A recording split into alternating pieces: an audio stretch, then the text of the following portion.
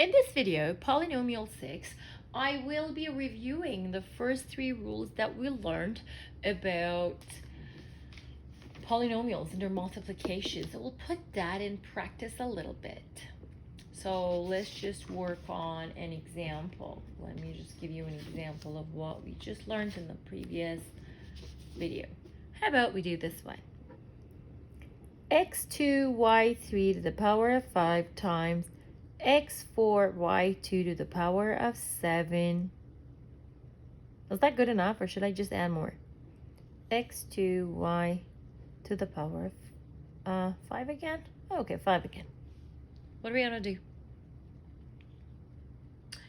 First, we're going to be using the third rule, the distributive of exponent into everybody inside the bracket. Remember, these are all multiplications. Do you see any pluses? Do you see any minuses?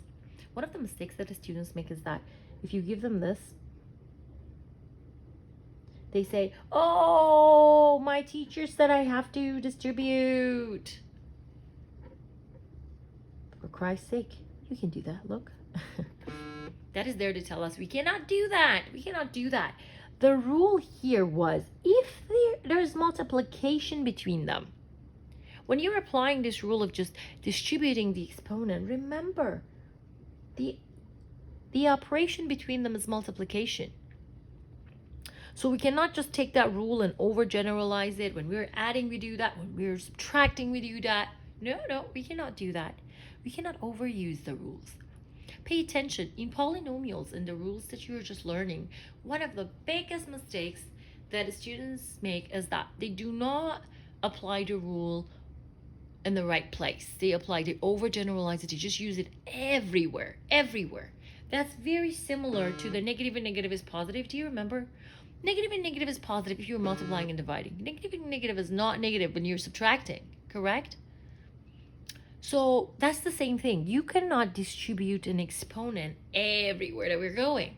We're only distributing it inside the elements if within the bracket we only see multiplication. So that's a good clause that we add to this rule. Here I don't see any pluses or minuses, so I'm going to distribute the exponent directly. Here 7 needs to be distributed, and here 5 needs to be distributed. So let's distribute them. To distribute them, exponent on exponent, we multiply the exponent. So when x2 gets the exponent of 5, that becomes x to the power of 2 to the power of 5. You know what, let me just write them down so that you're not confused. Yeah, the first step, I'm just writing the variables with their exponents, and I'm giving everybody their own exponent. Next step, I'm applying the rule and I'm multiplying. Exponent on exponent, we multiply the exponent for all of them. As you notice, I'm getting rid of the brackets because the brackets were there to emphasize that they need to get the exponents, right? So now that I'm just multiplying, I'm getting rid of the bracket. Multiplication is done. What about this guy? What's happening here? Y doesn't have an exponent.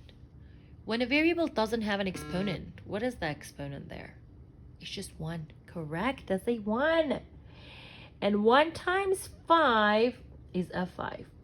Or you can say, you know what, I have the base y, it doesn't have any exponents, you're just going to go copy the 5 on it. But what you really is doing is that you're multiplying the 1 and the 5. Now, what are we going to do? Put them together, collect them together. There we go. And we're going to say x10 times x28 times x10. Like collecting the like terms, but this time it's just all multiplications. I'm organizing my work. After I organized it, and I do encourage you to take as many organization steps as you need while you're working. I'm just gonna go put them together and put these together over here. So we're going to have 1x and 1y. First rule of exponents. If we are multiplying and the base is the same, keep the base at the exponents. And then I'm going to go and add 10 plus 28 plus 10. It doesn't matter. If I had a million more x's, I would just write down the x and I would just go ahead and add their exponents. And over here, y, I write down the y once. 15 plus 14 plus 5.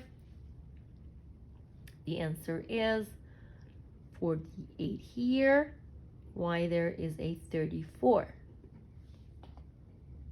Voila. We solved one question like that.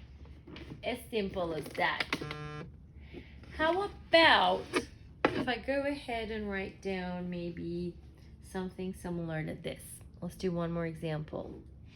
How about if I go minus x2y times 3 x2y z open minus 5 x y t. What are we gonna do here? How about I just add a 2 on top of that too, just to make it a bit better. Oh, I need to do one with a negative with an exponent of 2. So let's just keep it this way. What are we gonna do? Very first step, we're going to distribute the exponent inside this bracket. Nobody else has a bracket. Just gonna go expand this inside. So 3 to the power of 2, 9. x2 to the power of 2, x4. y to the power of 2, y2, y oh y. z to the power of 2, z2.